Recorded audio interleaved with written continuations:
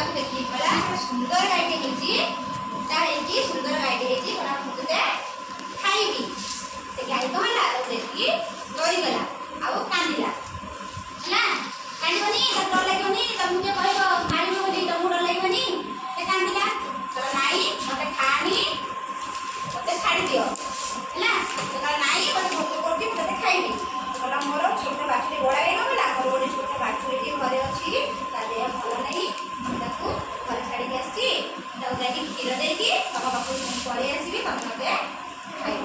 गाई कहला मुझे विश्वास करी तू घर को आसबुनु गाई कहला कौन नाई मुझे सत कहूँ मुझे घर जाकि पुणी पाक कौन कला पाक विश्वास कला पाक से कहला मुझे अच्छी तू ये